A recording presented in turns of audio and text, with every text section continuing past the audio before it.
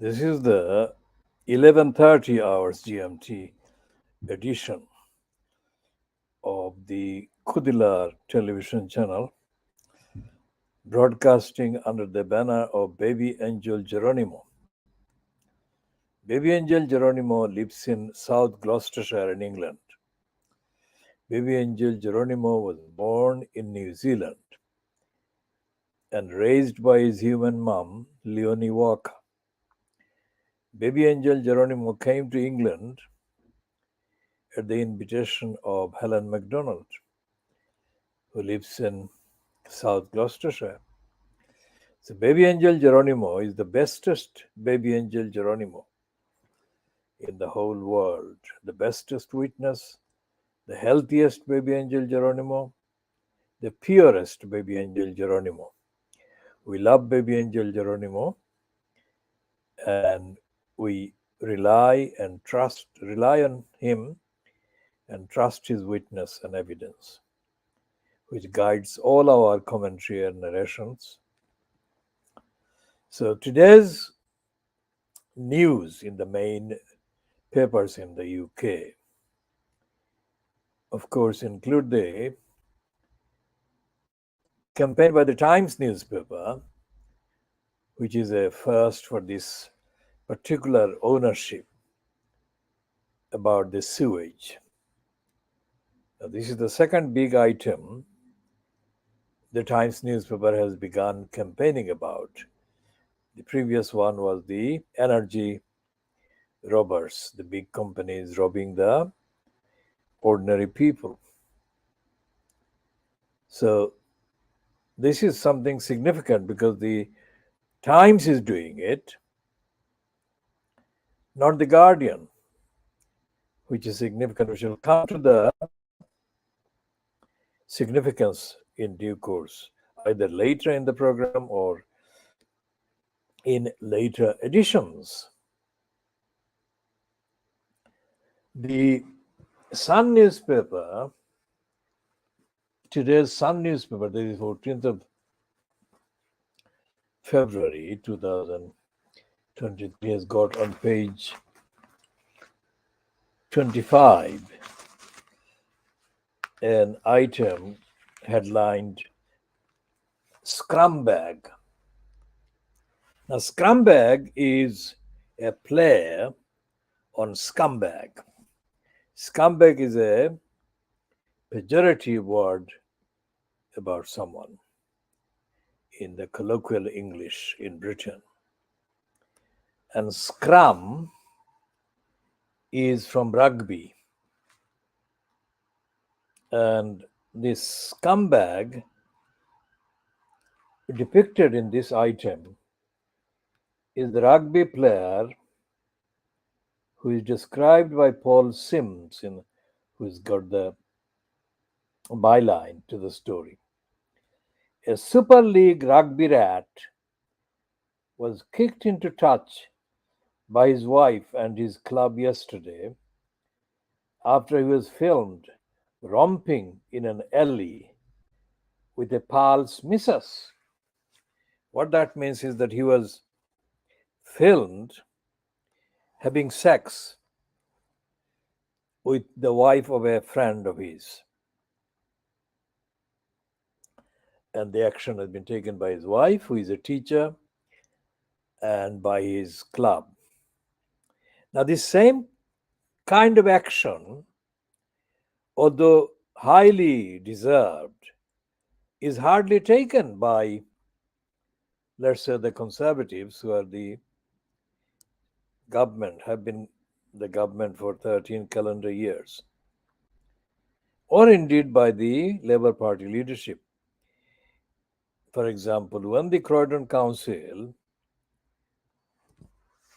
was festering in deep corruption by the Labour councillors in Croydon and the so-called senior executives in Croydon Council, whoever was the leader and whatever state of awareness the so-called National Executive Committee of the Labour Party was in, no action against Croydon Council crooks no action against the Labour Party crooks in control of Croydon Council at the time was taken, not as far as any publicly accessible source can confirm. The same happened with Lambeth Council, which festers. Lambeth Council festers mainly under the banner of the Labour Party. The majority of the council, most often, frequently, is from the Labour Party. And the Labour Party centrally, that is the NEC and the leadership, concealed and hid the evidence of the corruption by the Labour Party crooks in control of the, or in the majority, in Lambeth Council. And this can be extrapolated and applied to other councils. In the case of Newham Council in East London, on the other side of the river, the Labour Party is in the absolute majority in terms of the number of councillors. But in terms of their making a stand over ethics, morality, accountability, this absolute majority could be treated and described as absolutely dead. They have no morality, they have no moral presence. Now, all of this is happening, and we are saying this while there is raging dispute ongoing between various trade unions, including the NHS staff, mainly the nurses, and the government of the day, which is the Conservatives. And the moral kind of pretension by the supporters of the strike actions is that the government is not recognizing the value of the work done by the nurses and by the other workers in the sectors that are affected by the strike programs. Now, as I said yesterday, strike action is done in a way that is quite out of date, let's say. It is something that needs to be replaced by some other form of activities that will serve as the political weapon against the government. There is nothing in the equation or lack of equation between the government and the so-called employees that recognizes the even presence, the existence of the ordinary people. In the case of the NHS, in the case of the nurses, ordinary patients, members of the public. And in the case of the railways, transport workers, it doesn't recognize the existence of ordinary passengers. And this has been so, the absence of recognition. It has been so for more than 100 years, 200 years. We can check on the actual length of time since when the strike action of the kind being described these days has been fashionable and has been taken. Essentially, there is no recognition of the people. So the trade unions, and this is not a commentary that we are making based on any party political or traditional kind of conventionally defined or describable ideology. This is simply based on evidence, facts, objectively definable facts and evidence. And so, therefore, if, for example, the brand conservative is replaced by the brand labor, I can say, and I do say, and I am saying, that that replacement will not improve the quality of the government's behavior. Quality of the government's behavior is one, quality of the trade unions' behavior the second one, and the quality of the personnel engaged as nurses and ancillary workers in the NHS will not improve. And the reason why that will not improve, that will not change, is not because there is no agreement, there is no awareness that things should improve if there is a labor controlled regime as government. The reason why that will not change is because there is no political pressure on the government. There won't be any pressure on the government from any source. And the reason why there won't be any political pressure is because in the two-party arrangement that has existed in the United Kingdom for a long time, there is no third party factor intervening to cause either of the two parties, which is in power at the time, to stop being lazy, unaccountable, disrespectful, and unfair. That is one. The other is that the so called independent judiciary at all levels is corrupt to the core. And I say this by reiterating the advice to Imran Khan in Pakistan that there is no rule of law in the United Kingdom. Secondly, rule of law as such is not itself proof or evidence of moral, ethical rule, as you can see in the behavior of the fascists. They have rules and they have laws. Nazi Germany had rules and laws. Would Imran Khan treat the Nazi laws and Nazi rules as the same? He most certainly will not.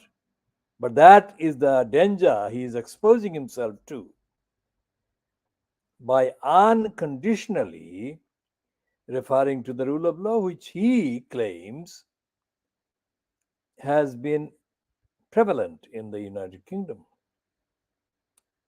which is wrong. It hasn't been.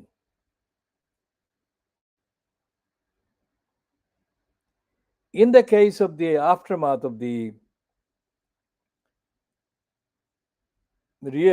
massacres that have happened in Turkey and in Syria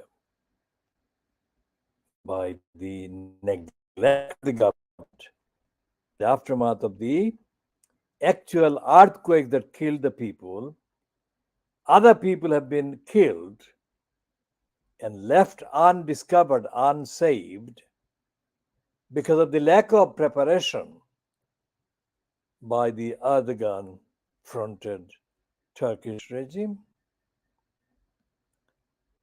Now, that is something that can be extrapolated. Something that can be extrapolated right across Turkey, right across Syria, and right across the world. The principle that the government of the day must be vigilant and vigilantly active in preparing to defend the people affected by an event like the earthquake or natural disaster. Now, Erdogan has been widely condemned in Turkey and by others observing Erdogan failing from outside, others observing from outside, that is. Erdogan is not outside, he is in Turkey, but the observers are not all in Turkey.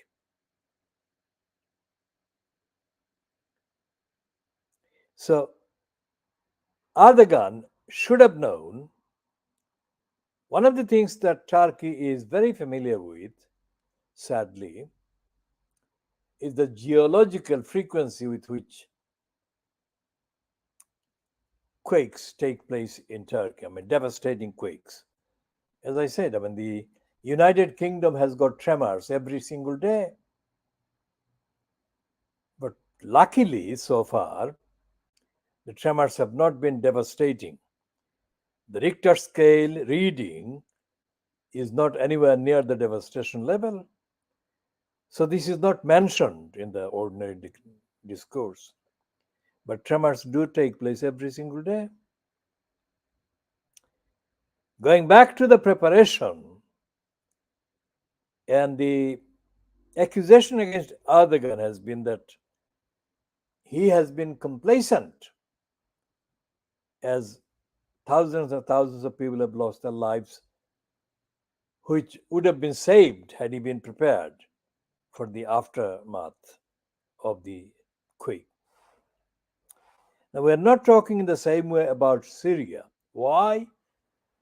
Because as compared to Turkey, the Syrian regime is not, I mean, it's ironic, but Syrian regime is not anywhere near as democratic as even the condemned Erdogan fronted Turkish regime is. Now, there is a piece I'm going to go for that is on the front page of the Times this year, a few weeks ago, that uses the phrase excess deaths. And it says excess deaths of 10,000 people every week were occurring or would occur in the UK if the strike by nurses, health workers continued or took place. Now, I'm focusing on the two words excess deaths. What do they mean? Excess deaths sounds like inanimate material objects. It doesn't sound like human beings. So, if they can treat human beings being actually killed due to medical negligence at various stages of the NHS, then what are they doing? They're not doing health service. They're dishing out national deaths operation. So, national deaths operation. Think about that. National Health Service has been termed and turned into National Death Service. And this is what is happening to those people who know about their relations being neglected to die by care homes during the COVID, first wave of the COVID. They know that the National Health Service or the related care homes are not only not protecting them from illnesses and saving their lives, but are being operated as disguised operation for mass massacres. That is what is happening. And there is nothing in the judiciary, nothing in the so-called democratically elected parliament that has made any point remotely similar to the points that we have been making and I've just made just now.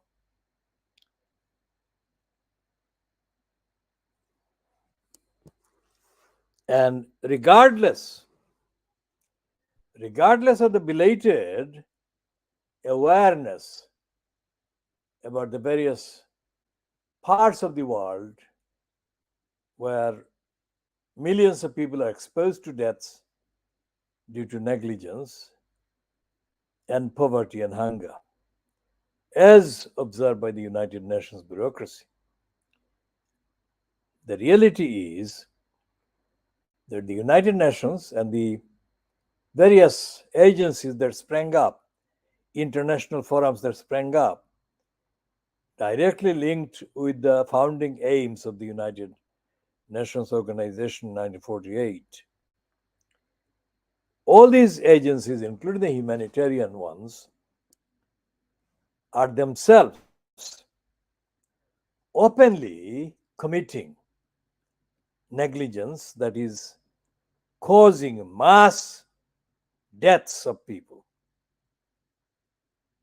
Because they're doing it knowingly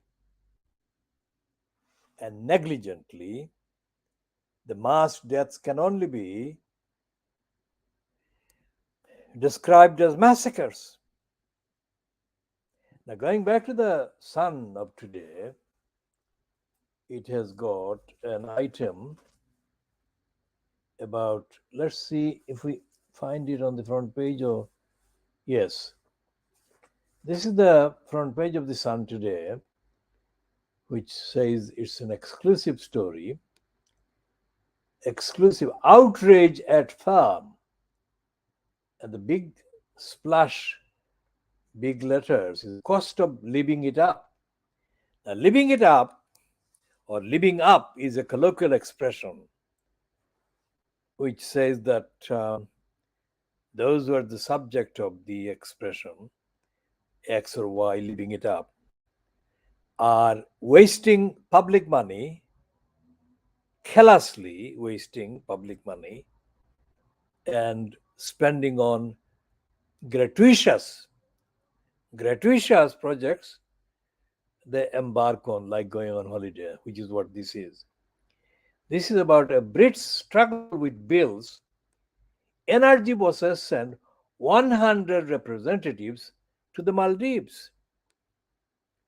That is the kind of brazen, absolutely shameless, brazen, unethical, immoral, disgraceful contempt by the energy bosses to the ordinary people struggling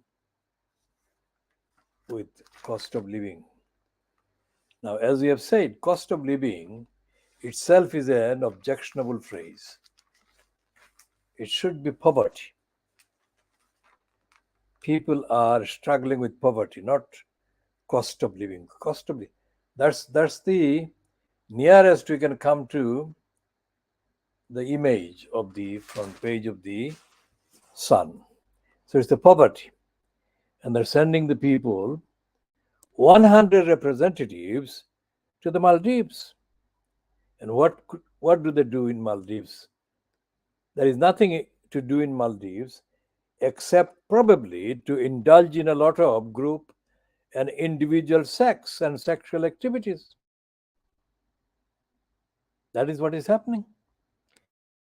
So living it up is a grotesque indulgence by these depraved individuals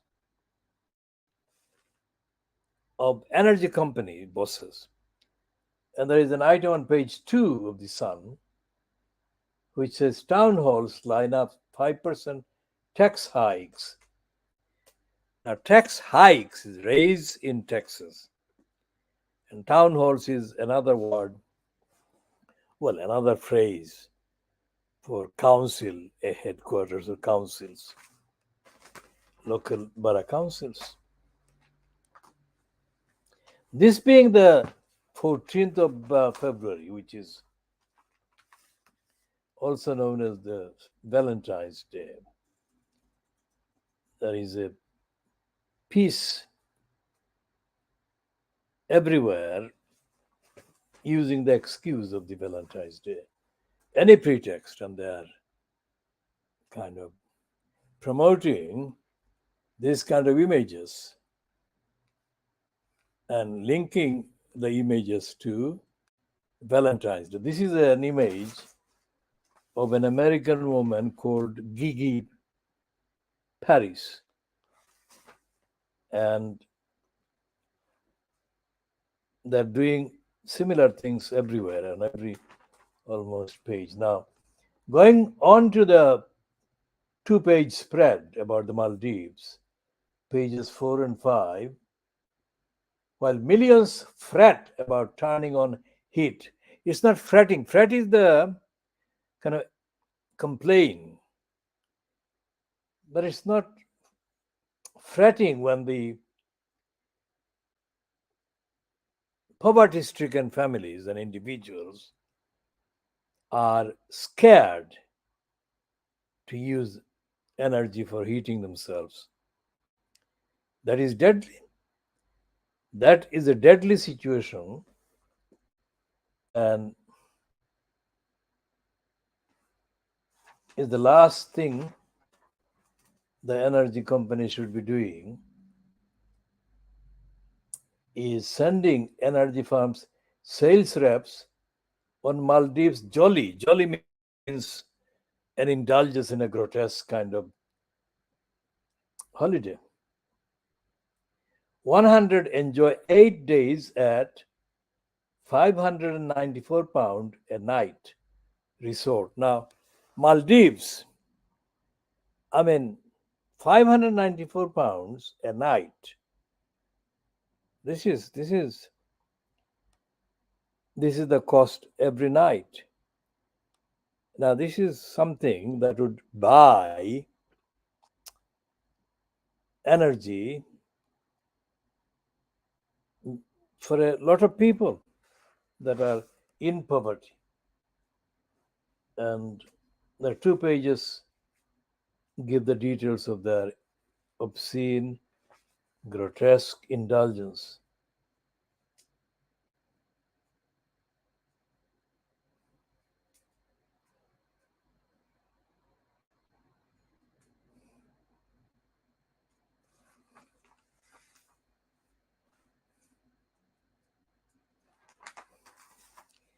Now, the murder of a teenage girl in a park in Warrington, the teenage girl is called Brianna or Brianna.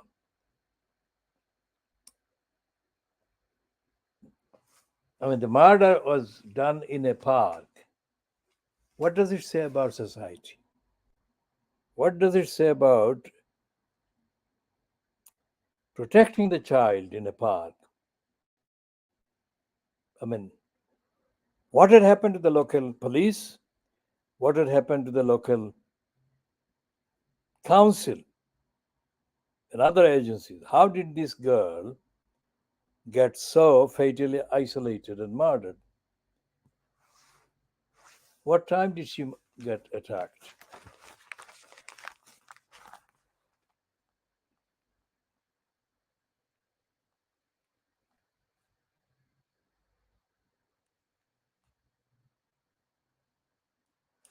And she was 18. She was still a teenager. Sorry, 16, not 18. I'm reading it because of the light not showing the writing clearly. The 16-year-old was found murdered on a path. Medics raced to the park in Warrington, Cheshire, at 3 p.m. Now it's broad daylight, absolutely broad daylight on Saturday. But Brianna was pronounced dead at the scene. How come? How come that she was targeted and isolated so successfully by the murderers, and she was murdered. What happened to the council? What happened to the police? So these questions must be most rigorously addressed.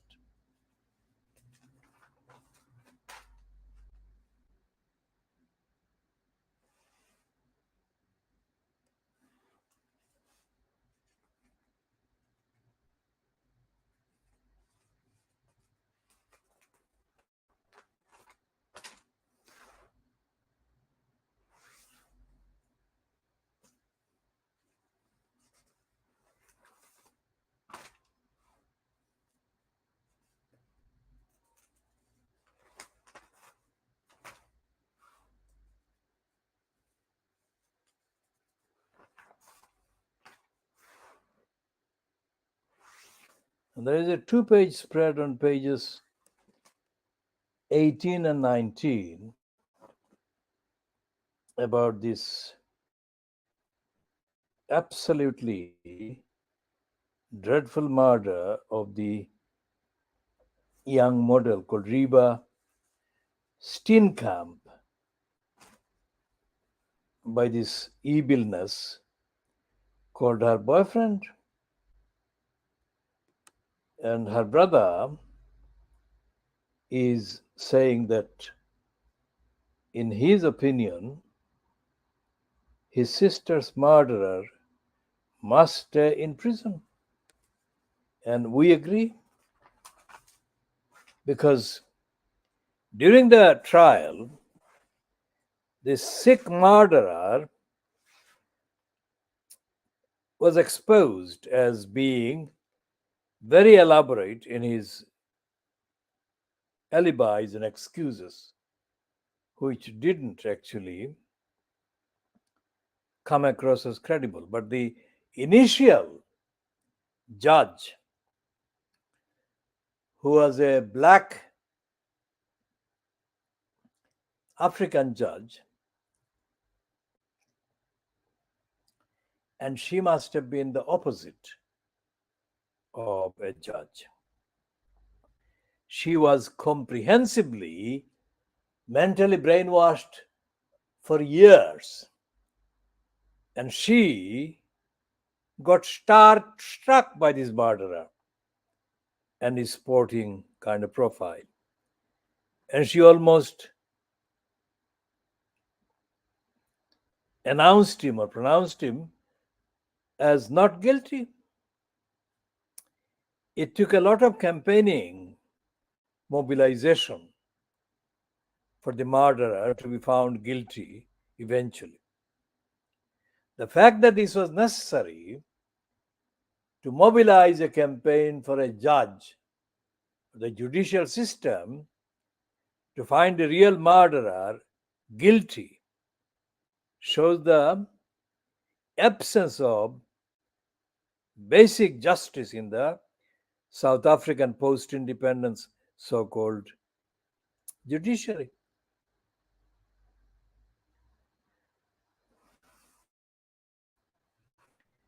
Now, on page 21 of the Sun, there is a heading, New Hunt for Clues. Nicola police in caravan search. Site close to phone bench. Now, all of these show that the police in Lancashire Constabulary behaved with unforgivable irresponsibility when they issued a series of lies and untruths, including persistently saying that they didn't think there was a foul play, that there was any third party involved. How dare they? I mean, the disappearance of Nicola Bully, as we speak, it is still a phrase that can be used, disappearance. The time now, whatever the time is, As far as I know, that there is no. This is the time, midday, 12:07 GMT on Tuesday, the 14th of February 2023. And let's check the latest online update on Nicola.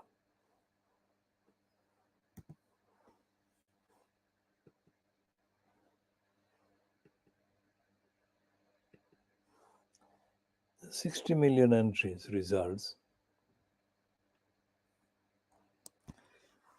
and it is saying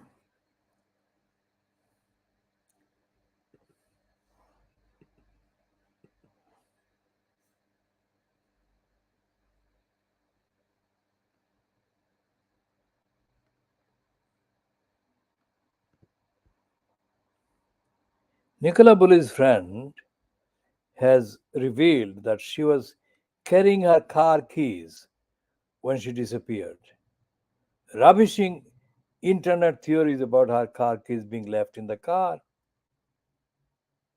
Nicola Bully's local council has been forced to take steps to protect its members after some of the councillors received vile phone calls over the mother of two's disappearance.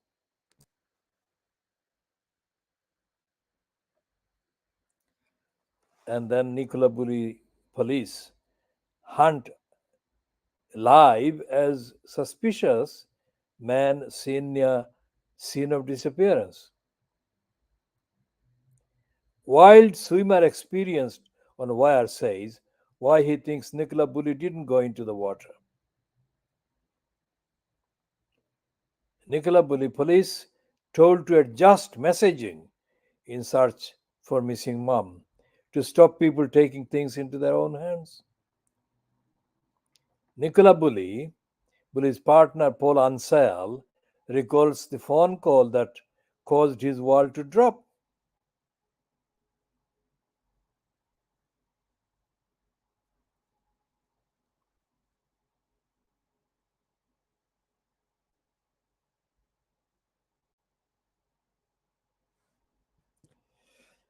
Now, Nicola Bully is still not found, has not been found. 27th of January, it is nearly 3 weeks since she disappeared. And in those 3 weeks, the local police, the main Lancashire Constabulary, have not helped find her because they have originated not one, a series of false theories.